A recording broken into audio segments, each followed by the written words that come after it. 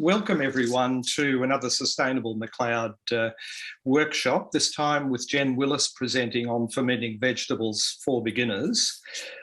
Before we begin though, of course, I'd like to make the acknowledgement that we're working on the lands of the Wurundjeri, and I pay my respects to elders past, present and emerging.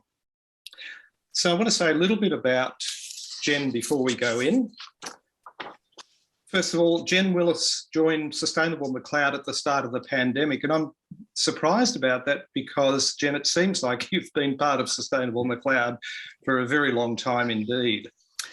So Jen says that at the moment she's doing her best to grow veggies in a small and shady backyard in Heidelberg. She's fascinated by all things ecology, particularly Indigenous biodiversity. She, and this is very important to all of us, she puts together the Sustainable Macleod newsletters twice a month. So that's the main letter as well as the mini news. And although she's neither a chef nor a scientist, and her only expertise, she's neither a chef nor a scientist, and her only expertise in fermenting vegetables is based on personal experience and lots of research. Jen grew up in the bush and used to catch pet yabbies as a kid. Now she knows better. So Jen, we'll find out more about that, I'm sure. Looking forward to hearing from you, and I'll hand over to you. Okay. Thanks, Paul. Hi, everybody. I haven't met a lot of people in person from Sustainable Macleod, so nice to meet you, those of you that I haven't. As Paul said, I'm going to talk through fermenting vegetables for beginners. So I will get going. If anyone has any questions, maybe pop them in the chat or unmute and Paul can let me know what's in the chat maybe. So yeah, I'll get started.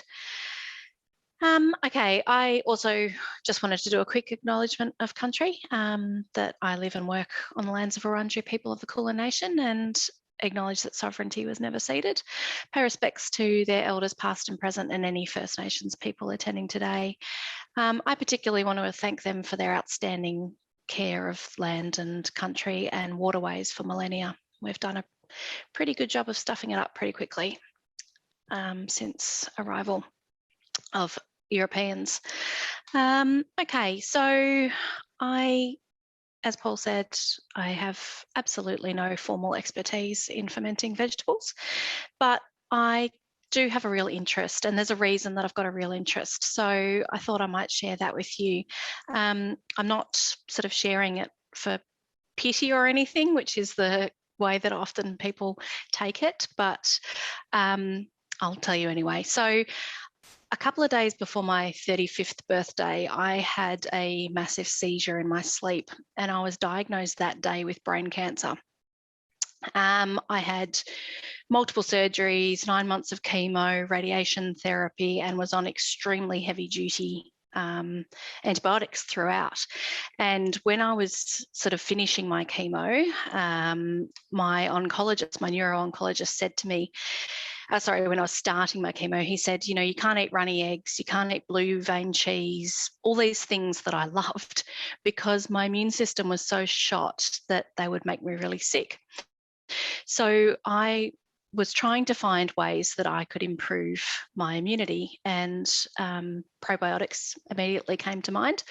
And I started to learn more about how the gut microbiome is so important to a whole lot of health elements of your health, but particularly to your immune system. So that led me down the route of how I could get probiotics, how I could get the widest variety of strains, those sort of things. So quickly, making and eating lacto-fermented food became part of my life.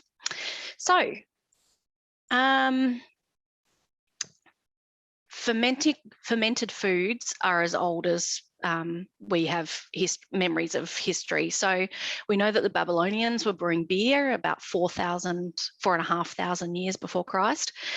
Beer recipes have been found on clay tablets. the Chinese were fermenting alcoholic beverages probably a couple of thousand years before that. Egyptians, like this picture is portraying, were fermenting wine, dairy products like butter, cheese, yogurt in about 4000 BC. And the first evidence of cucumbers being fermented is from about 2000 BC in the Middle East. So it no doubt goes back further than that. They're just as far as the history records kind of go. So nearly every culture in the world has some kind of link with their own fermented food. So anyone who's been to Indonesia might know of tempeh, which is basically mouldy soybeans, which are delicious. Sounds gross, absolutely delicious. Miso from Japan is a fermented food. Kvass from Russia, which is like the juice of sauerkraut, but not made like that. Kimchi in Korea. Injera from, the fermented bread from Ethiopia and Eritrea. And of course, Asia does all kinds of fermented seafoods like fish sauce or belacan, which is the fermented shrimp paste from Malaysia. So these have long been a part of our diets, like evolutionary wise, but they seem to have fallen out over the last few hundred years as we eat more and more junk food and less traditional foods. So packaged foods, not that there's anything wrong with a lot of them, but there is far fewer probiotics and prebiotics, which is the heavy fibrous vegetables largely and fiber containing legumes that probiotics need to feed on in your gut in our diets nowadays. That said, they're making a real comeback. You probably noticed the $16 bottle of sauerkraut on the fridge shelf in the supermarket. And there are numerous claims of things that are fermented or lacto-fermented and including probiotics. But be aware, and I'll talk to you a bit more about some of those in a minute. Okay, so the reason we started fermenting was to preserve harvests or food supplies. So we still use a lot of the other methods. So things like drying fish, like these anchovies, curing things like this jamon or prosciutto, smoking things like this jerky, which has also been dried, and salting things like this salted cod. With fruit and veg, we do things like cook them into jellies or jams like this quince paste, create chutneys or relish like these cucumbers that I did over summer or autumn. We pack things in sugar like these sugar plums, very traditional English recipe. Store them under oil like these chilies that I did at the end of last summer, and dry fruit. So there are other ways, but these are sort of some commonly used techniques. Two ways that we still preserve fruit and veg commonly. Oh no, I've got the cat getting up on the table with me. Excuse me. Is pickling and canning. So it's particularly confusing because American people often refer to fermented things like dill pickles, the traditional kosher dill pickles from New York, are actually fermented, but they call them pickled. Now, pickling, by the letter, is actually putting things in a vinegar solution. Sometimes it's vinegar and salt, sometimes it's a brine solution, but by and large, it's a vinegar solution. And canning things is when you put produce into a jar and you cover it with some kind of liquid, whether it be water or juice or whatever it might be, and then you create a vacuum seal by treating the canned or jarred produce like this under very high heat in boiling water, and that creates the vacuum seal, and both those ways make it shelf stable for a long period of time. Now, fermenting is neither of these ways. It's another way, and it doesn't include any additives other than salt that are needed. So salt, sometimes water if you're doing whole chunks of food, but usually it's just the produce and salt, and then you can add all the other flavors. So what is fermentation? Stick with me because it sounds disgusting. It's basically controlled decay. And that is what it is. You're controlling the way food is decomposing. And in doing so, you're allowing the good bacteria, things like the lactobacillus, I can't say that, but the good strains of bacteria to grow within the produce that you're fermenting. And the salty anaerobic environment, which means without oxygen, so you make sure that the thing that you're fermenting stays underneath the brine, kills off the bad bacteria and encourages good bacteria to grow. So it's pretty basic chemistry, and I'm not a scientist by any means, but in so much as that the more alkaline an environment, the more likely the bad bacteria is to grow, the more acid, so the lower the pH, which is what happens when you create a salty anaerobic environment with sugars in fruit and vegetables that are converting to lactic acid, makes it more acid or lower pH. And it kills off the bad bacteria. So that's why you get that really strong flavour. It's actually the lactic acid that is the fruits and vegetables sugars that are being converted by the good bacteria that's growing in them into lactic acid. That's what creates that flavour, which some people say is funky, that funky flavour. And I think that's a pretty good description. And personally, I love that flavour. I don't know if it's my German heritage or what, but I love that funky sauerkraut flavour. But if you don't worry, there are other things that you can ferment that aren't cabbage. So I don't want anyone to think that fermented vegetables are just sauerkraut. Okay, so this kind of fermentation of vegetables is called lactofermentation. And the reason that it's called lactofermentation is because of the lactic acid that is created. It's not because of lactose. So there is no dairy products in a ferment like this. So this is a mixed vegetable ferment, but you can actually add whey from yogurt or from other dairy sources if you want a broader range of strains of good bacteria, but I'm not going to talk about that today. But just be aware that traditionally made a lactoferment does not mean that there's dairy in it, so it's suitable for vegans and lactose intolerant people. Okay, so I touched a little bit earlier, a little bit on the health benefits from ferments, from lacto-fermented foods. So the lactic acid, actually, I won't go through all the science of it as far as I know from what I've read, but the lactic acid actually breaks down some of the more difficult to digest fibres and minerals within fermented foods. So that's the reason, for example, that yogurt is often better tolerated for people with a lactose sensitivity than milk is, because it's fermented. So it's actually broken down some of that lactose and turned into yogurt, which means that it's easier for a lot of people to digest if they do have problems with milk. The same is the case within vegetables. So if there's something that you don't normally tolerate that well, you may tolerate it a lot better once it's fermented. Once food is fermented, the body can more easily absorb the vitamins and minerals, so they become more available to the body to use.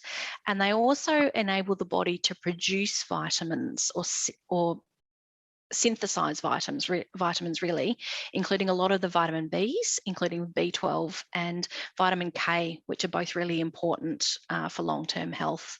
So yeah, they're really great for you. And in a lot of cases, sometimes the fermented version of a vegetable that doesn't offer that much nutrition raw can actually offer a lot more nutrition when it's fermented.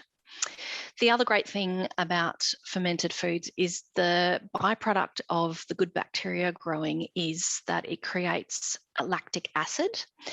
And that lactic acid actually lowers the pH in your digestive tract. So in the same way that in the jar or whatever vessel you ferment the fruit or vegetable or mix of whatever it is that you do kills off the bad bacteria in the jar, the same happens in your digestive tract. So it actually is creating a army, if you like, of good bacteria, and there are many of those good bacteria that fight off all the bad bacteria that make it to your gut. So if you have, you manage to accidentally get a good swig of someone else's gastro, there's a good chance that if your digestive tract is quite acid, so you've lowered it because you eat regular lactic acid, and this is a great way to get some lactic acid, you've got a much better chance of fighting that off with your own immune system than if you don't. Something that's terrible for your digestive tract is lots of sugar and lots of highly processed carbs, because they convert to sugars. All right, good bacteria are called probiotics. So there's a whole lot of strains of probiotics. I won't talk you through them all. You can buy them as a supplement, like this Blackmore's one. You've probably seen them in the fridge at the chemist. You can also buy Yakult. I personally never would, because it's just full of plastic. And you can also eat yogurt. They're all fine. You'll get a wide range of probiotic strains in a supplement, but at $24 a bottle of 5 or of 50 or so, when you take one a day, it's a pretty expensive way of maintaining your probiotic health when you can actually just get it from lacto-fermented foods. And you don't necessarily need to make these lactose-fermented foods yourself. You can buy, as I said, sauerkraut on the shelves of good fruit and vegetable shops in the supermarket. And you can drink fresh organic kombucha. Don't buy the shelf-stable one, because it has been fermented and then pasteurized, which kills all the good probiotics. Sometimes they add it back in, but not always. So, for example, I've got a fermented chili sauce here that I bought partly because I love the flavour of it. Now, this has been fermented, so it had probiotics originally, but it's stored on the shelf now rather than in the fridge. And those probiotics have been, the chili sauce has been pasteurized, which means it's killed off all the probiotics within it. So you'll still get the flavour of that lactic acid, and there'll still be some lactic acid within it, but you miss all the probiotic benefits. Now, another thing, so I use my soda stream a bit, and I have a kombucha cold syrup that lives in the fridge.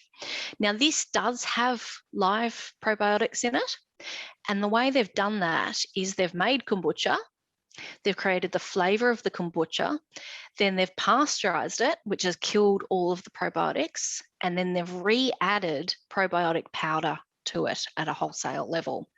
So this does have probiotics in it, but basically it's like putting what's in that capsule of Blackmore's into a product that originally had it, but then got pasteurized and they lost it all. So yeah, just be aware, you know, if you see kombucha sitting at Aldi on the slab, not refrigerated, it hasn't got probiotics still in it, because they're not able to survive once something stops fermenting or once it's sealed and pasteurized. Okay, so antibiotics kill good bacteria and bad bacteria. So if you take antibiotics to kill off a throat infection, it can't discriminate between what's the good bacteria and the bad bacteria or killing the virus cells. So it's really important that you replenish those your gut, especially if you're having antibiotics regularly, with more probiotics. And the more diversity there is in your gut microbiome, so the more varieties of good bacteria within it, the more benefit it is to your health. And less diversity in your gut microbiome is increasingly becoming associated, as more and more research comes out, with autoimmune diseases, with chronic disease, with cardiovascular disease, with respiratory disease like asthma, with irritable bowel, gastrointestinal issues, all kinds of things. So it's really worth looking a bit more into if you're interested in looking after your health a bit more.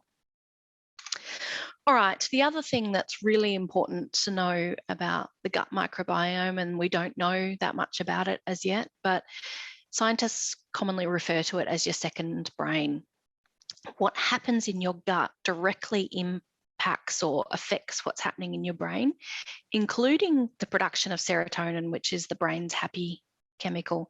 So there's more and more research, and there's plenty of peer-reviewed research that you can find online if you're interested in it, about the link between depression and anxiety and gut bacteria, and a whole lot of other things as well. But I think at the moment, with quite a few of us, you know, struggling a little bit with lockdown and lack of ability to get out and about and those sort of things and do the things that make us happy, this connection's really great. Yeah, do you want me to pause? I can see there's a couple of questions in there, Paul. Yes, there are. Would you like to have a go at answering them? Christine, I'll just repeat them if that's sure. okay. Yep. So Christine asked the question, does this mean that there is B12 in the fermented food, or just that your body can process it better?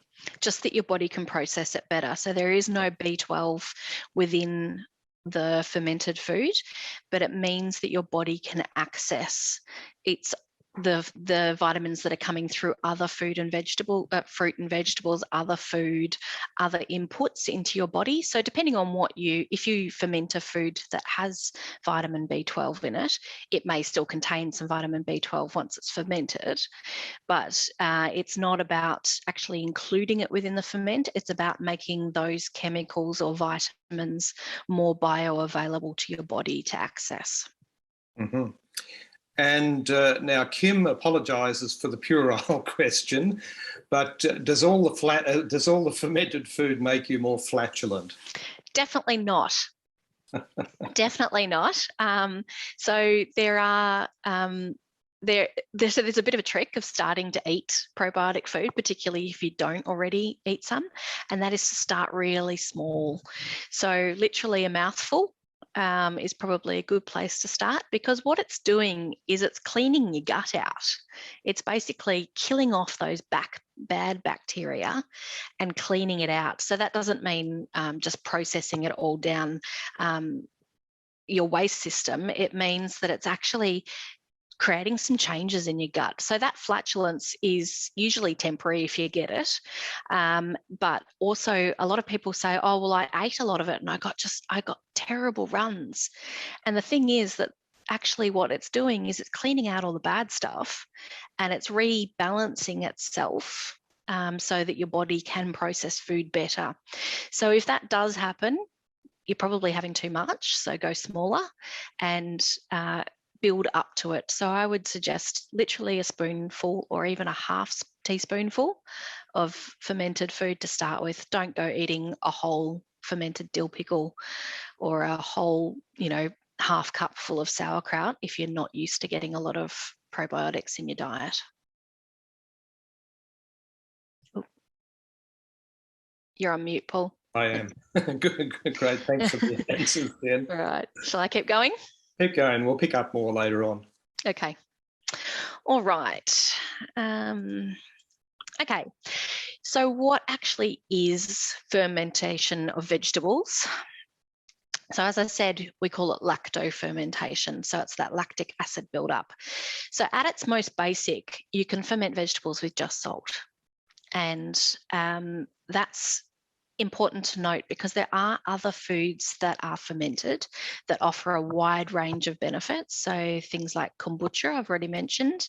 You need a SCOBY to create kombucha, and you can't just create one. You need to actually get a SCOBY, and lots of people sell them. You can buy them on Facebook Marketplace, all those kind of things, but you can't just generate one yourself.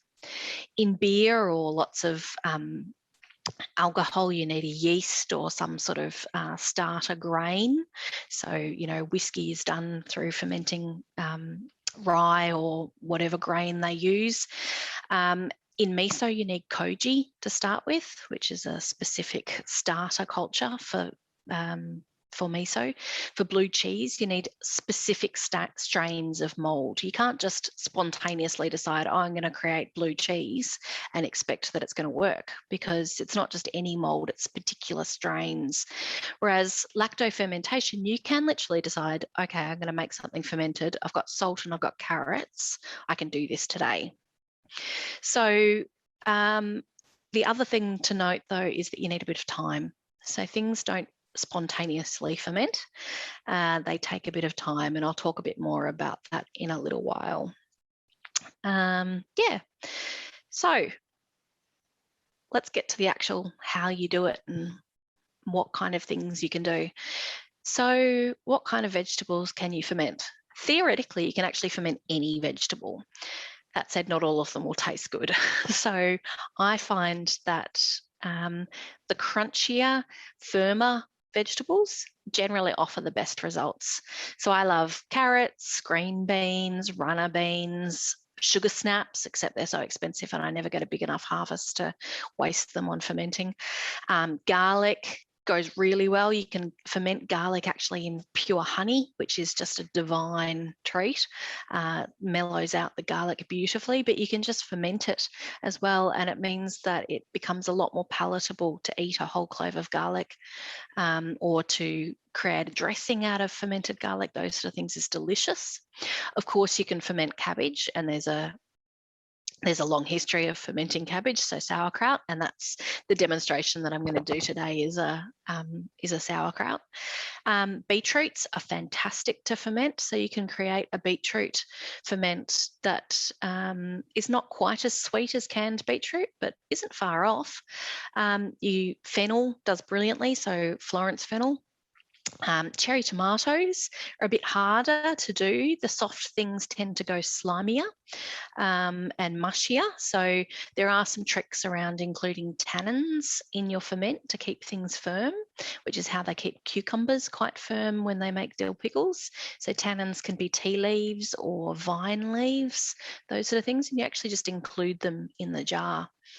Kohlrabi does brilliantly. Turnips, Swedes, asparagus. I did some asparagus about 2 weeks ago, so I'll show you that in a little while.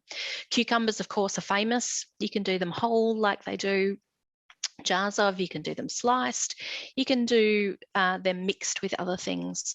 Cauliflower, is one of those things that often is super cheap for a whole one, and it's pretty hard to eat a whole cauliflower if there's only 2 of you in the house, so highly recommend using the second half to ferment. Green tomatoes, leftover green tomatoes at the end of the season, great ferment. Jerusalem artichokes, personally I hate the flavour of them, but I know lots of people ferment them.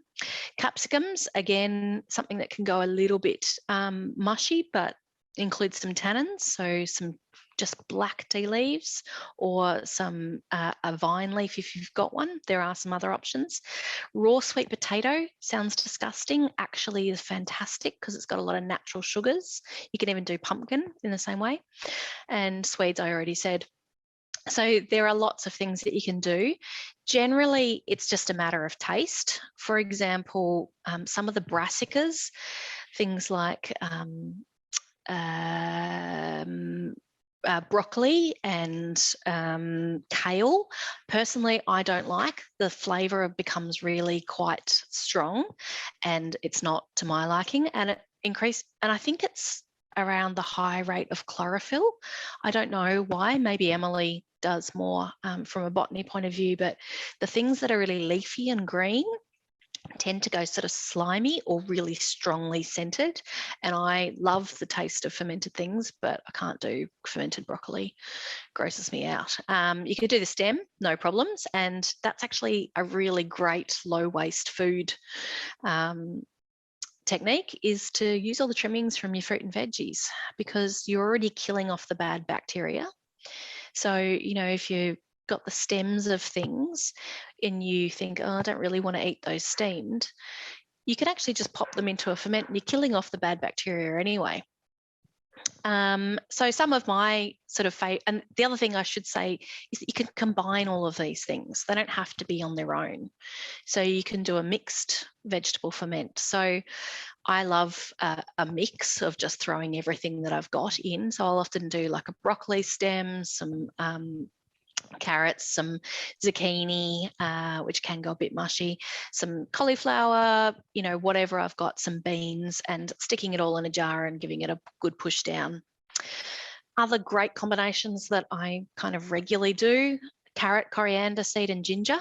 So ginger and garlic go really well in ferments. They mellow out the flavour of what they are like raw, and any kind of spice or nut or seed or herb can be used. Again, I'd probably avoid using parsley and coriander leaves. I'd use the stems if you want those flavours, just because, again, they're those leafy, high chlorophyll greens. That said, oregano, coriander, not coriander, oregano, what am I trying to say? Rosemary. I wouldn't use basil personally. I'd use the stems again, like the firmer stems, but any of those go really well. Fresh dill, I don't know why, but doesn't go slimy like basil and coriander and parsley leaves do.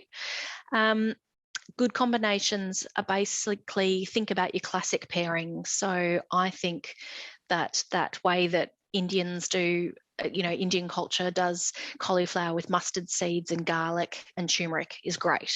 I love doing that one. I would just use either fresh or powdered turmeric, put it in there with it and let it ferment. Green beans with peppercorns and dill and garlic, delicious, like a classic pairing. I also love making my own jalapeno chilies to have like you do for Mexican. I just grow my own jalapeno chilies and I just ferment them on their own. Sometimes I put garlic in, but don't really need to. And they taste fabulous. They taste not dissimilar to the ones in vinegar, but you're getting that big probiotic hit. And also too, there's only so many chilies I can eat when they're ripe, even though I love them. Another great combination that I really like to do is cabbage with sliced up cucumbers and dill is a fabulous one. And even if you don't really like cauliflower, it's worth trying a couple of cauliflower ones. There's a reason why they're so popular, and they're great. Okay. Do you want to ask more questions as we go, Paul, or shall I just keep going? I think if you keep going for the moment, maybe we can have a longer block towards the end or at the end to pick up questions. Sure, no probs. All right, sauerkraut literally means sour cabbage in German. Believe it or not, sauerkraut's not German. It's actually originally from China. It is always cabbage based, but it can be so much more than that. And sauerkraut's a really easy, great way to start lacto fermenting some veggies, and you don't need to eat it on its own. You can eat it as a spoonful mixed through in a salad so that you'll barely even really taste it. But it's a great way to include a bit of probiotics in.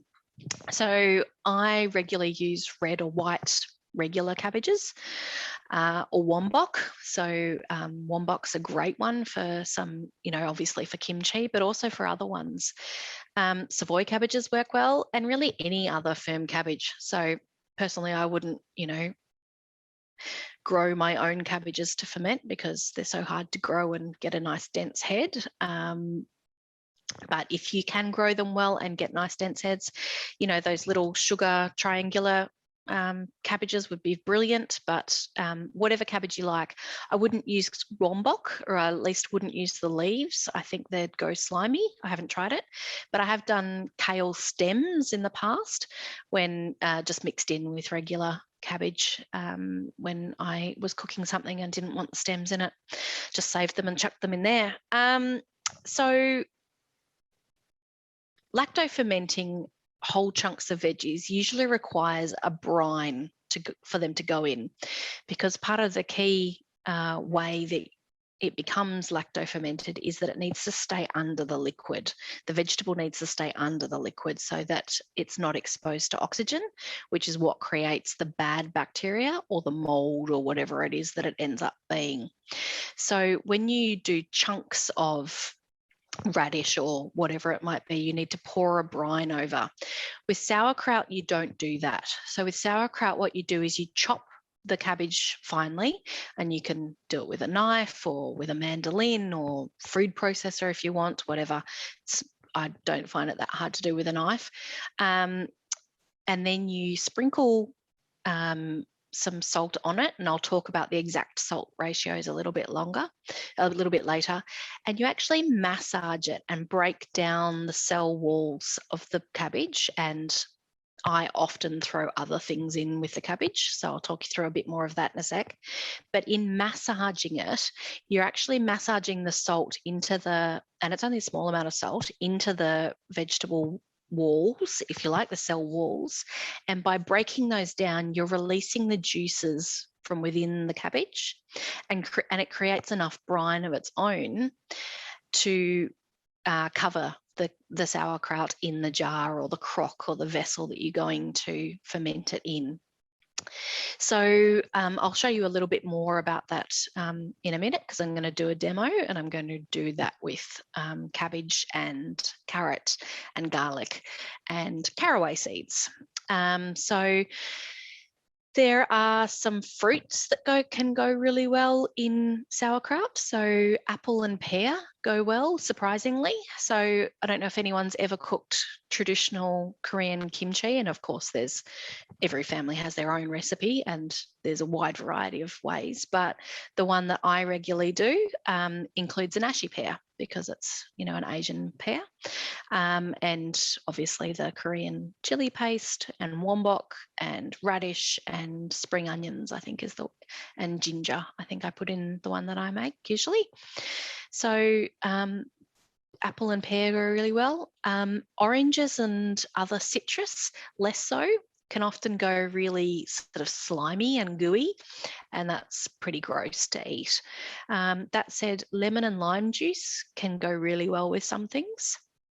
And I have once done a red cabbage with orange juice and cumin seeds, and that went pretty well as well. So the orange juice is important that you kind of don't get the pulp in it too much. But yeah, anyway, it's interesting. And there's one called curtido, which is, I think it's Central American, which is cabbage. It's like their sauerkraut, if you like. There's lots of cultures that have something that is like sauerkraut, and it's got jalapeno chilies and lime juice squeezed in it, and it gives a real kind of kick to it. There are heaps of other veggies that you add to the base of cabbage to make a sauerkraut. So very rarely do I make a sauerkraut that's all cabbage. I often add fennel or radish. Sorry, I just went down. Fennel or radish or beetroot goes really well. Carrots, daikon radish, onion, ginger, shallots, garlic, things like daikon radish is commonly used in Asian style ferments. Cauliflower goes really well, and you don't even really notice the cauliflower in it once it's been broken, if you chop it small and break it down. So there's a lot of ways that you can sort of create more interesting krauts, which is often what they get shortened to in terms of what they're called, without just being cabbage, because I know that a lot of people don't like the idea of fermented cabbage all that much. You can actually push yourself even further once you've sort of made a few, and look at including dried seaweed. Goes brilliantly in krauts, and I've made one with a dukkha mix, the spice and nut mix. I've made an Indian style one with garam masala and mixed sort of veggies and mustard seeds. There's a whole lot of incredible things that you can do. I have previously made krauts with fresh rhubarb stems. I've got one at the moment in the fridge that I'll show you in a while with pineapple, fresh pineapple, and chili and capsicum is in that one. So there's a lot of different things that you can do to create more interesting choices than just cabbage. Of course, the traditional spices, I should say, that go in sauerkraut is often caraway seeds. Makes a nice combination. Dill seeds, there's something about dill, I think, that is some kind of antimicrobial is what I'm trying to say, that seems to lend itself to killing off bad bacteria and promoting good ones. So dill is a common choice in ferments. Juniper berries are very traditional too. Doesn't make it taste like gin, unfortunately, but it does create a pretty good one. They often use cranberries overseas. I've never made one with cranberries. And celery seeds and fennel seeds also sort of that dill flavour. Yeah, so I also have seen, and I've never made one myself, an Australian bush food kraut recipe, which includes lemon myrtle and native pepperberries, lemon myrtle leaves and native pepperberries. So I'm keen at some stage to try that, but haven't done as yet. So yeah, basically I'm saying learn how to make the basic if you're interested in making it. You know, you might decide you never want to make it, and then let your imagination run wild.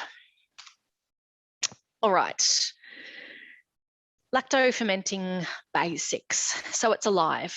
So you'll hear it hissing and bubbling, and that's a good thing. You want it to do that because that means that it's creating the good bacteria within it, and it's releasing all the bad bacteria and releasing carbon dioxide. So heads up as a mistake that a lot of fermenters make, I haven't done it, but I've heard lots of people do it, is sealing the jar and then forgetting to burp it if you make it just in a normal jar. So burping it means releasing the carbon dioxide regularly, because as it's fermenting, it's creating carbon dioxide, which is what creates those bubbles in champagne and those sort of things. Is the yeast ferments and creates the bubbles in the same way that, you know, sourdough is a fermented dough that creates the bubbles and creates the lift in sourdough bread instead of yeast. So don't seal a jar and forget about it, because you'll end up with a broken jar of glass and salty cabbage. There are other ways that you can nifty tricks that you can do to let that carbon dioxide out without just sealing a jar. So I'll show you a couple of the ways that I have used when I do the demo. You need to let it ferment in a dark spot. So if you've got a dark spot on the bench, that's great, you know, tucked away sort of next to the microwave if that's a dark spot. Otherwise, you can just cover it with a tea towel as well. You don't want direct light hitting it, just because it can make the fermentation less predictable, and too much direct sun in a little period during daylight can actually create a bit of a growth of fermentation and then slowing it, and you don't really want that. You want it to just ferment consistently. So a dark spot in room temperature is really important. When you get to the point that you don't want it to keep fermenting or to slow it down, that's when you put it in the fridge. So I'll talk you a bit more through that in a minute. The warmer the environment is, so the warmer your kitchen bench is, or if you stick it in the laundry, whatever it is, the warmer the environment, the faster it will ferment. So if we were having this conversation in Darwin, the time frames that I would be suggesting would be a lot shorter. But being in Melbourne, you'll notice the difference even between summer and winter, even inside a house. But in winter, it might take a lot longer to ferment, and the longer you leave a ferment, the more good bacteria grow, but also that means the stronger the flavour. So more lactic acid builds as the more probiotics build. So if you don't like the strong flavour of sauerkraut or the lacto ferments, then leave it a shorter time and give it a try as it's just starting to ferment. It'll taste just a bit like salty version of whatever it was that you put in the jar. So a lot of people might decide that after 3 or 4 days, they can see the little bubbles coming up in the side of the jar. And you have to look pretty closely, but you'll see that it's getting a little bit of bubbles up the side. And some people will decide that that's when they're going to taste it. And they think, yep, it's okay, I'm just going to leave it there. And then you put the lid on and you put it in the fridge, and it keeps it at that point for quite a while. So you can leave fermented things in the fridge, depending on what they are, for months and months on end, and they won't go bad. Other people like me who loves the flavour, I will regularly leave, particularly in winter, I'll regularly leave sauerkraut out on the bench until I've eaten it. So I'll just keep letting it ferment and keep making sure that it stays underneath the brine, and it never gets to the point where that it's too strong a flavour. It sort of eventually actually stabilizes and stops fermenting so much. And that's the traditional way of eating it, is obviously it was created before refrigeration. And, people did that in huge crocks or in smaller vessels as well. And they left them in dark spots in their houses and just made sure that the vegetable, whatever it was, remained under the level of the brine. And that's the key. If you expose the vegetable to oxygen, that's when you'll get mold or slime or decay that's not edible. So I'll talk you through a couple of signs that something's no longer edible later on as well. As I said, it really depends on what you're fermenting, the environment it's fermenting, and the size of so I've shredded my cabbage tonight quite fine, but if I was doing big chunks of cucumber or carrot or fennel or something, it would take longer than the fine slices of cabbage to ferment. So the best thing that I can say is give it a go. Have a look, observe the bubbles that are coming, and taste frequently. I think that's probably enough on that. It really is, it's one of those things that's a bit like gardening, I suppose, that you really need to just learn what you like, learn the flavours you like, have a go, watch how it goes, and once you're satisfied with it, repeat it that way, or try a new way until you get one that you like. And when I'm say way, then I'm really talking about only the length of time and the amount of salt. So I'll talk you through the amount of salt now. So there's a guy called Sandor Alex Katz who wrote a book called Wild Fermentation, which is this one here. And he's also written The Art of Fermentation. I've got a photo of the book at the end.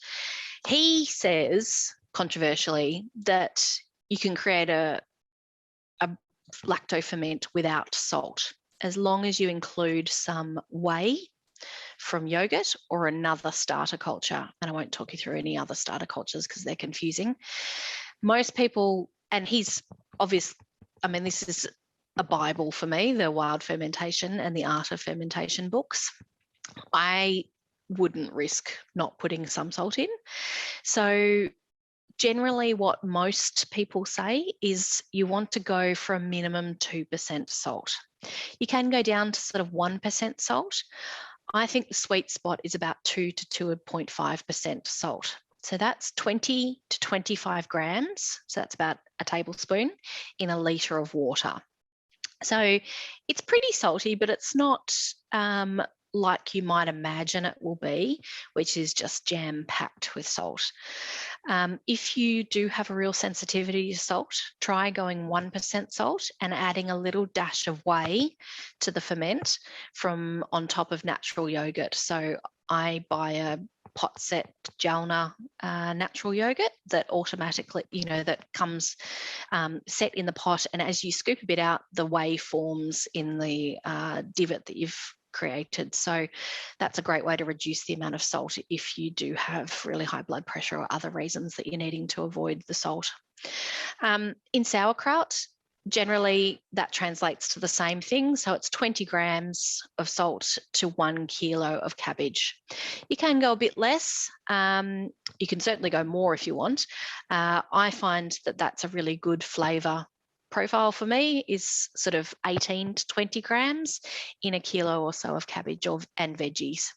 And it's important that you slice the cabbage and weigh it, or, at least core the cabbage and take the tops off the carrots or whatever it might be that you're doing before you weigh it, because the core is actually really heavy. So you'll end up with a really salty one if you just weigh a whole cabbage on scales. And I've already said this once, but 20 grams is about a tablespoon. It's important if you're using coarser salt that you do weigh it, because things like Maldon sea salt, or the Australian Murray River pink sea salt, the flakes, they can actually weigh less in a tablespoon. So I'm talking about fine ground Australian sea salt, which is what I use, and fine grain salt, 20 grams is about a tablespoon. Now, you heard I said sea salt there. The reason that sea salt's really important is that you don't want the iodine that's in table salt, because iodine actually kills off good bacteria in the same way that chlorine in water does. So, I mean, give it a go. The worst you're going to do is that it doesn't ferment very well. If you've only got table salt, don't not do it because you haven't got any uniodized salt. But it is better if you use a river salt or a naturally derived salt that doesn't have iodine in it. And with the water, when you're making a brine, our water's great in Melbourne. It's not heavily chlorinated. If you are somewhere that has heavily chlorinated salt, this is much more important. But in Melbourne, all I do is I boil the kettle or boil it on the stove, and then I just let it sit for, till it's cool. And that is enough to evaporate out the chlorine that we have in our water here in Melbourne. If you were somewhere, in Central Australia or in South Australia or WA where their water is heavily chlorinated, you'd need to actually consider whether you might use filtered water instead.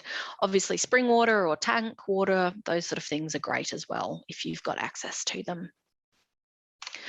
All right, only 2 slides to go. So nearly ready to do my demo. Before I do, I'll just talk you through what to look out for to say that your ferment is no longer safe to eat. So this picture here is what's called calm yeast. And calm yeast looks like white mold. It's not mold. It's a bloom of a yeast that's caused when the pH drops really low in the ferment. So if it's white sediment or scum, it's perfectly fine to scrape off and keep eating. Any other coloured scum or mould or slimy vegetables that, is beyond just the sliminess that lettuce or spinach or kale leaves sort of get, should be discarded. So if you've got anything bright coloured on it, or if the ferment smells really unappealing, so not the sort of salty vinegary smell that comes from sauerkraut or other ferments, but if it really smells rotten as such, you should definitely chuck it out and not eat it. If it looks like this and it's white scum or sediment, you'll think it's a brain block, like it feels like it's disgusting to scrape it off and still eat it. And if you want, you can chuck it out, but it is safe to eat.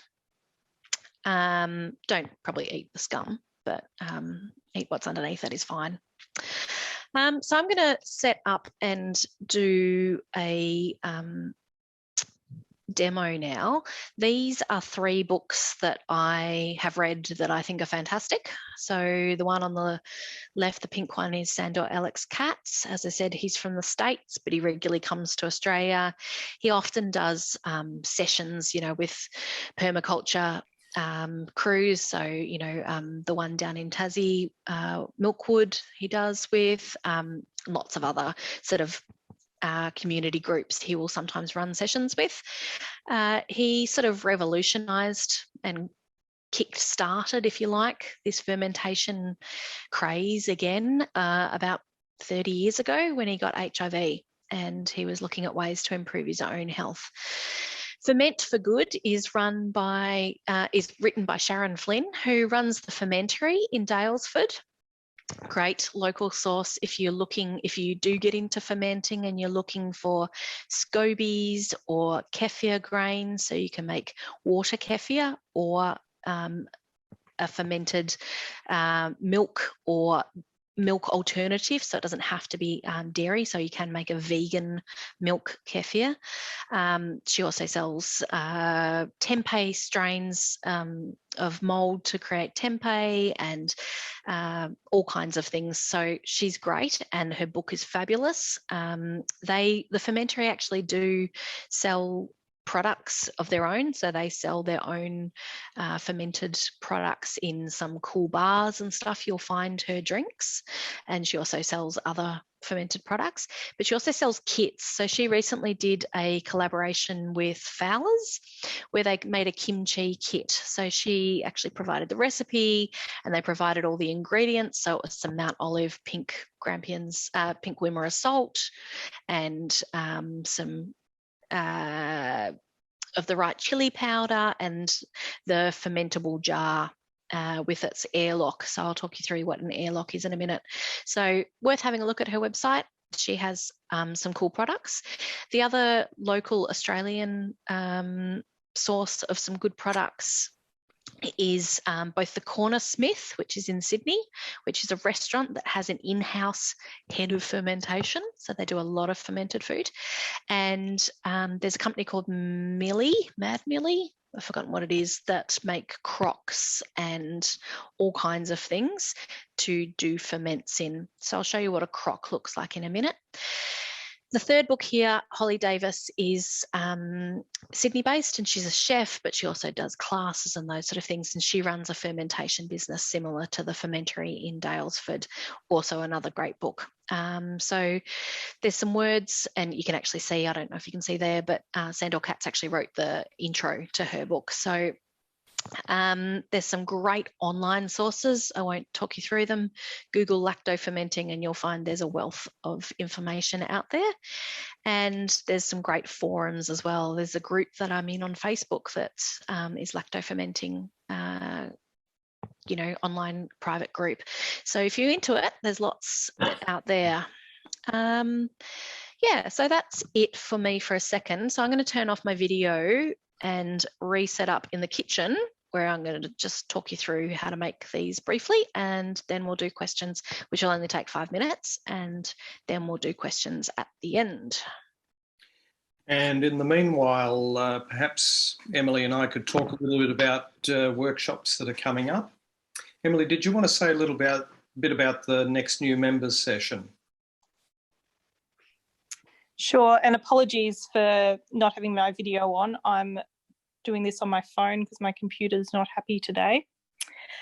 So we've converted our new member sessions that we usually do down at the community garden to an online version. We've got the next one coming up on Wednesday, the 6th of October at 7 p.m. So you can sign up to that and all of our other events through Sustainable Macleod website on the events page. And I should say everyone's welcome. Just because you have been around for a while doesn't mean you shouldn't come along, and you'll probably learn a little bit about some of the current projects that are happening down at the community garden. Right. And then on Saturday the 9th of October, I'll be taking people through a workshop on wicking beds. And I'll be looking at the various styles of wicking beds, also talking through what I think are the best solutions, because there are a number of ways that people put wicking beds together. And I think then following that, we have growing native daisies on the 20th of October, which sounds great. There's another new members session on Saturday the 6th of November. And really looking forward to Bev Middleton presenting a workshop on healthy soil, healthy plants and healthy people. She did a fabulous workshop on soil or dirt and the benefits of having proper soil as opposed to dirt. How are you going there, Jen?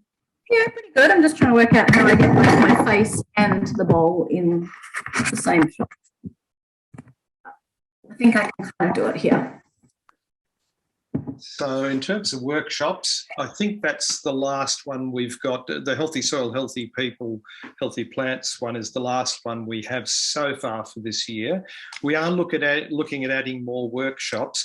And of course, if anybody who's a member feels that they have an area of expertise or strong interest, like Jen, I actually would personally put Jen in the category of somebody with expertise. Please feel free to talk to us about presenting something. We're looking for presenters. Great. All right, you ready for me to do this demo? Absolutely.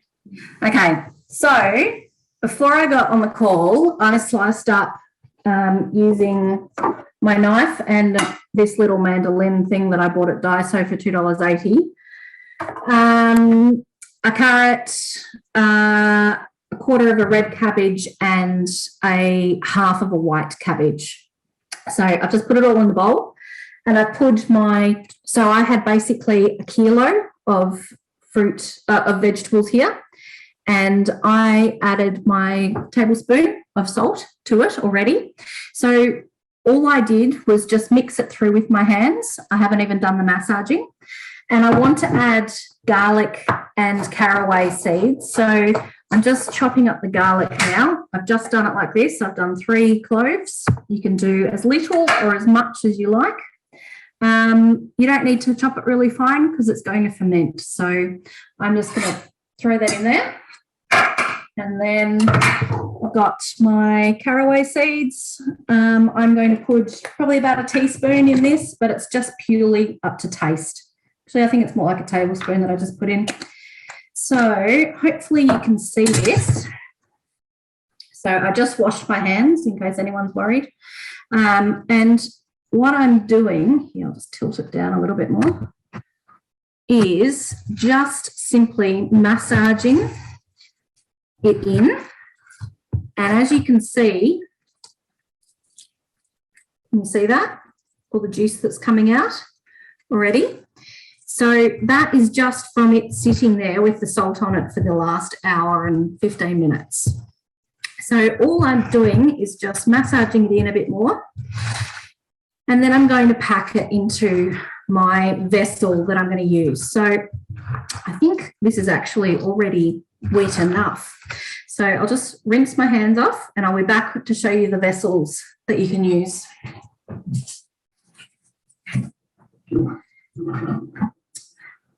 Okay, so goes without saying, probably don't use metal because it'll rust. If you use a crock, so this is a little crock that I bought in the op shop. It's ceramic and it's got a little lid and it's a good size. It's not too big. If you find a ceramic crock in an op shop that's got dark coloured glaze inside it and it's old, don't use that because it might be a lead-based glaze and you don't want to be eating the lead. This one is fine because it's a pale glaze and lead wasn't in pale glazes. Other things that I regularly use, secondhand jars of all sizes. You don't need special ones. And today I'm going to use this one that's got the lid. So you can use the smaller ones, but I get through a fair bit of sauerkraut and stuff and I like it really strong. So I'm going to the effort of making it. I may as well make a big batch. So I am going to stuff that into the jar.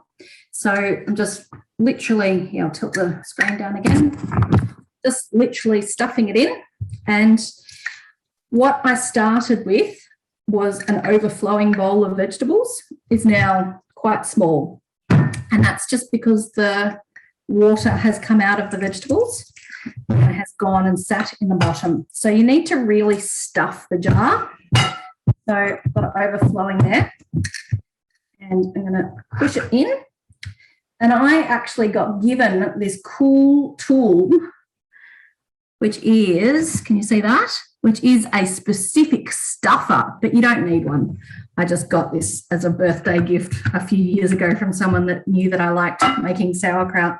So I'm just putting that all in underneath the brine, and you can probably see when I push it that the brine comes up. Can you see that? So that's a great sign. Now I've got all this brine left in the bottom of the bowl. So I'm just going to pour all of that in.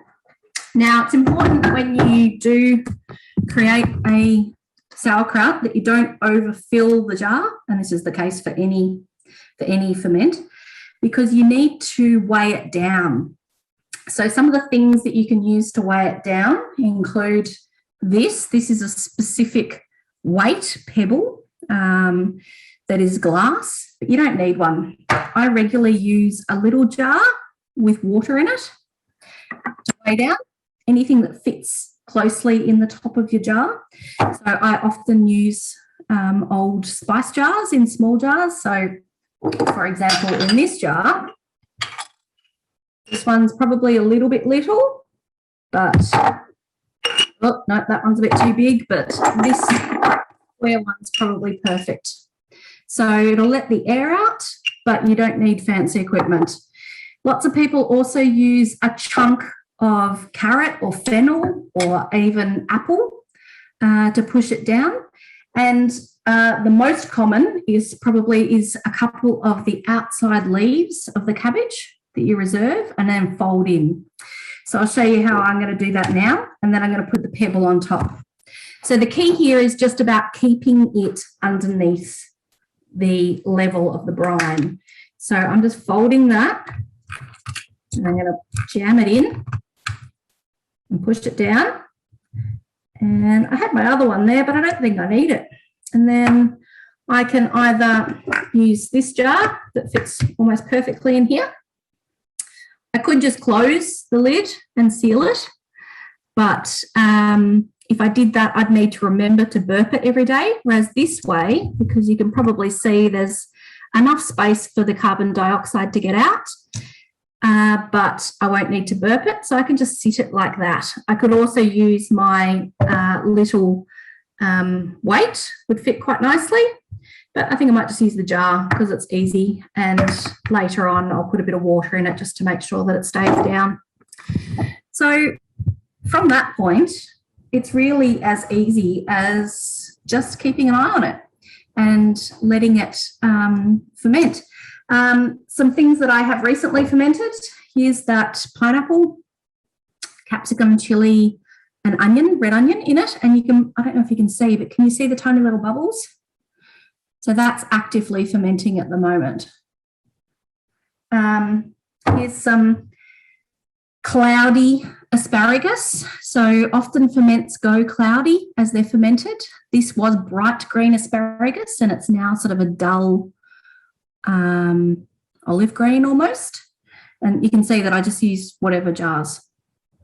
And here's I actually just ate some of this with dinner that I ate early. Here's the kimchi that I regularly make. So that's all I've got actively fermenting at the moment, but now I've got another one. So I will probably leave this for at least sort of 3 weeks to ferment.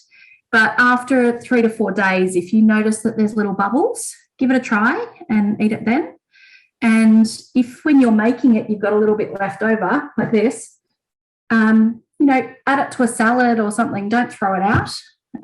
Just either add it with some fresh cabbage if you've got some left and make a coleslaw with a little bit of salted bit, or just eat it on its own, whatever you like. I just don't like the food waste of throwing it out.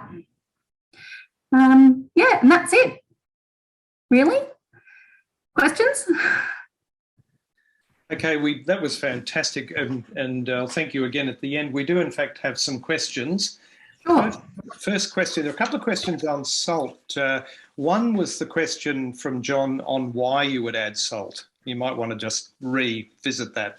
Sure. So these are the 2 salts that I would regularly use. Both. So this one's a table salt, but as you can probably see, I don't know, it's just evaporated sea salt. And I buy a big bulk one, so I, just use that. Very occasionally I'd use this, but I don't really think it's worth using expensive salt. The reason you need to add salt is that it's a salt that kills the bad bacteria. Mm-hmm. So you can use whey, which will create a similar environment. You are more likely for it to fail. And also the salt actually improves the flavour a lot. If you just use whey, it becomes quite bland, if you like, just like cabbage sitting in water with whey. Whereas when it's salted, it kind of adds to the flavour and the sourness. And you're not going to eat a large amount of it. So unless you've got real problems with eating salt, I'd always suggest that you do use salt.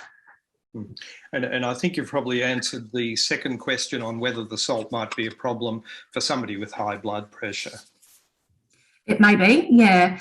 That said, I would, you really only need to eat a mouthful or two a day. So chances are that you are already eating a lot of salt in other foods that, you could reduce that in as well. And, if salt is a real problem, maybe you need to look at using kefir or another form of fermented food rather than lacto-fermented vegetables to get extra probiotics, or look at taking a supplement. So there was a really interesting question about possibly cooking the fermented food and whether that changes its beneficial qualities. It does, it kills it.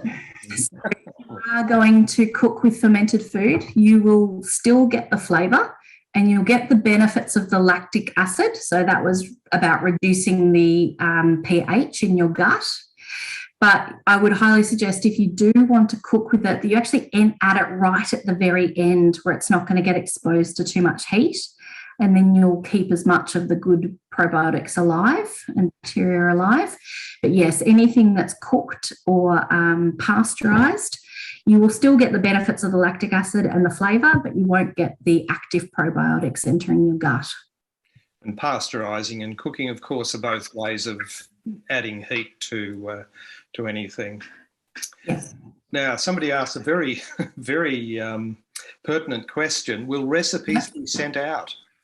I can do, sure. I wondered if you might want to do that as a newsletter article or something Sure. like that. Send them direct to the group. You have a think about how you'd like to do it. Oh. I'm sure there are plenty of us on the call here who would love to actually see the recipes.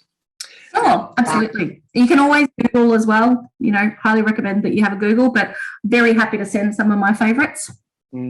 Well, I love some of the sauerkraut ones, especially adding things like dill and ginger and garlic and so on. That sounded right down my flavour path. So quite again, another really important question. John, who's heard a bit about botulism, wonders if that could be an issue. Actually, fermenting vegetables is really safe. You're much more likely to get botulism from putting chilies under oil or those sort of ways. Fermenting actually is killing off bad bacteria. And botulism, I have never had a problem with any ferments. I've never had one go mouldy on me. I've never had one go slimy other than using leafy greens in it. And I've certainly never heard of anyone getting sick from eating fermented veggies. Fermented meat, much more likely, and fermented dairy, much more likely if you do it your own, but you're pretty safe doing fermented veggies. If it looks and smells disgusting, don't eat it. That's my... Very, very simple and straightforward. Christine was wondering which Facebook group would be good to join. I'll have to look up the name of it. I'm happy to send it out after this. If you look up Fermenting on Facebook, some groups will appear. I can't remember the name of the one that I'm in. I'm in an Australian one. There's also some good forums on Reddit and things if you're interested in it. There's actually a Wild Fermentation, which is Sandor Katz's book, like online forum. And there's some people doing some wacky stuff on that. But I'm happy to get back, through Facebook or something to let you know which one it is. I can't remember off the top of my head. Mm-hmm. So Christine also wanted to know if the ferment is going to smell a lot. No, not really. Things never smell gross in the same way that like a healthy compost never smells disgusting. A good ferment that's fermenting well, you might smell a little bit of saltiness or something, but quite honestly, the most smell is my stage that I just did then, which is the smell of the cabbage and stuff there, but it won't really smell bad. You might, you'll definitely be able to smell it if you go up close to it, but not gross. My bokashi bin is more likely to smell gross in my kitchen than any ferments. So John asked an interesting question. Provided you have enough salt, does that mean that you can add orange juice and so on? Yeah. You can pretty much add anything you like, John. Just my recommendation is that sort of pulpy things like juice, like putting whole orange segments would be a bit gross just because the texture would go gross. But yeah, absolutely, you can add other acids. I wouldn't add vinegar because that'll kill the good probiotics, and too much citrus would obviously do that as well, like lemon juice or whatever. Moderation. So coming back to the krauts, do we top the brine in the kraut or use only the liquid that you created at the start? You can top it up with brine, absolutely, but you shouldn't need to. You'll get a stronger flavour and better fermentation if you just use the juice that's come out of the cabbage. But there's no problem with topping it up with a brine at the solution that I said. So that was 1 tablespoon per litre of water. So you're welcome to top it up with that. I've even just topped it up with water out of the tap even, which, isn't dechlorinated, but still fermented fine. I mean, the worst thing that's going to happen is that it doesn't ferment well. And some salty cabbage, but if you do, all you've risked is some salt and some thyme and some cabbage, whatever it is. Yeah. Now, Robin wanted to know if you need to sterilise the jars. Good point. I should have mentioned that actually. No, you don't need to, Robin. So unlike jamming and preserving other things, the salty environment that you put the kraut in is actually killing any bad bacteria that's on the jar anyway.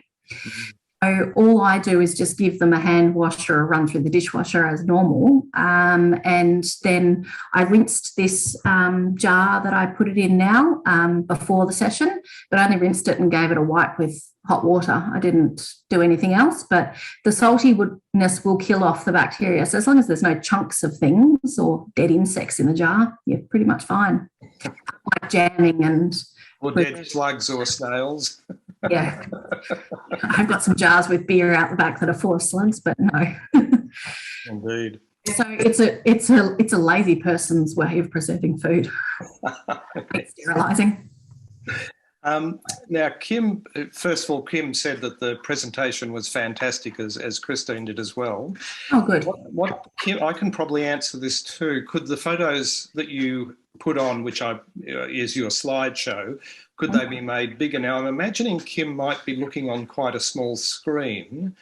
So I guess the best answer, because we can't actually make those larger at the moment, but in the replay, in the video that we put on YouTube, if Kim can look on a larger screen, that would simply probably resolve the issue, I guess, unless you have a... I can also do a PDF of the PowerPoints and you can send those out if you want. I don't if that's, then people can blow them up and take time. Sure. If you're happy to send them out, I'm happy to do that bit of it. Yeah, sure. Yeah. We've actually come to the end of the questions. I'm not sure if we had anything more to say.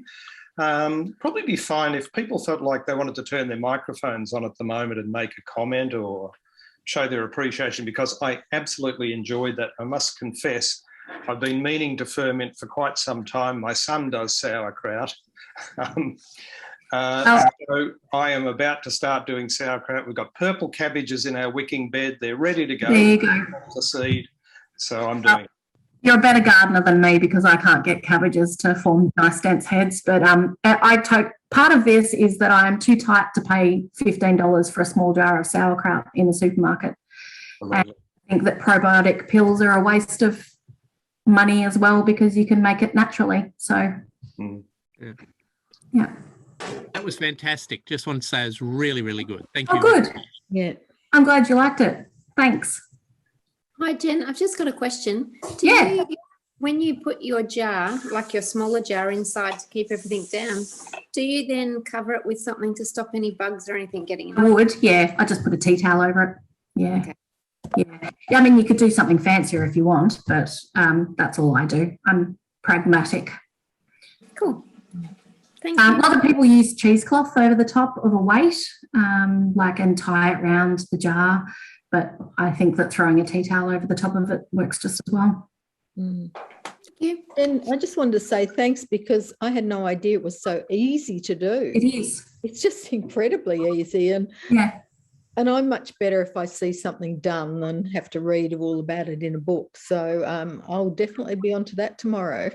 Good. Well, of course, there's a whole range of salsas, sauces, all kinds of things that you can do lacto fermenting on, but that's not really a beginner's class. Yeah. Well, I think the difference for me is I have that book, Ferment, and I did look vaguely at it. It was a gift, but now I'll actually use it. Just skip the hard-looking things and start with the easy ones. Yeah, I will. Mm. Yeah. Also, a lot of people have had ferments and they've been far too salty. They don't have to be as salty as what you'll often taste them. Yeah. If you have one in a restaurant or something, often they've salted it beyond what I would do, and you really don't need to eat really salty ferments. Yeah. And Emily's just put a post in about the link between anxiety and gut bacteria, and I'd meant to say something about that too. I've had a long time interest in the health of the gut and mental health, and there's very good, very clear peer-reviewed research which supports all of that. It's very well established now. Yeah, believe it or not, there's evidence behind some of those foods that make you happier. Articles, often talk about nuts and salmon and stuff, but really it's about prebiotics, which is the fibrous fruit and veg and legumes that probiotics eat off once they're established in your gut. So a lot of fibrous vegetables, which if you're eating a whole foods diet you're doing anyway, and the probiotics is just about getting that good bacteria into your gut and maintaining it. So obviously we use them up and need to replenish them when we have, medical interventions or those sort of things. There's a question from Gabrielle. She's made preserved lemons. Would they be included as fermented food? Not really, because they're actually salt packed. So, I suppose they are. The line between fermentation and salt packed there is pretty slim because there's a lot of lemon juice in them. I make preserved lemons as well. Again, something that don't ever buy preserved lemons. They're an absolute rip-off. You can make them so easily. I don't think of them as fermented because they don't get that fermented taste. They just taste really salty. But fine line, really. I guess they are theoretically preserved in salt, slightly fermented. Don't know, but yeah, almost. They're not lacto fermented because they're not creating the lactic acid to the same degree. Well, we're about to hit 8:30, and if nobody has another question, we might call that an evening. Jen, that was great. I'm absolutely wrapped in starting up my own fermenting, and I know Robin is too. We'll go into competition. Maybe that'll become a sustainable Macleod competition thing. You can post it on Facebook. Who's got the? It all gets a bit hard to make. There's at both Eltham Farmers Market and at the Bundoora Latrobe Farmers Market, there are people that sell fermented foods. So Bundoora, there's the fermented kefir, which is the yogurt fermented drink, which is much higher in probiotics than just yogurt. I've forgotten it's not Schultz, it's the other one that's there. And at Eltham Farmers Market and Warrandyte and a few others, there's the Gorgeous George stand that do fermented foods. Now, I actually know that they create the food and then add probiotic powder, but they're still delicious. So you're still getting a really wide strain of probiotics, and I often pick up a fermented hummus, or I've got some, what did I get on the weekend? I can't find it. I got a fermented salsa verde, which is delicious on halloumi. Yeah. So, yeah, there's lots of things out there if it's a bit hard. Otherwise, you can also buy it in the supermarket and those sort of things. Mm. But I'd always try and support smaller producers. Absolutely, absolutely. Well, Jen, once again, thank you very much. Terrific. Gabrielle says she's hungry now, so maybe that's a cue for us to sign off and go and eat our various things and dream of ferments to come. I'll enjoy. I'm on the Facebook group if anyone's ever got any questions. And thanks everybody for joining us tonight.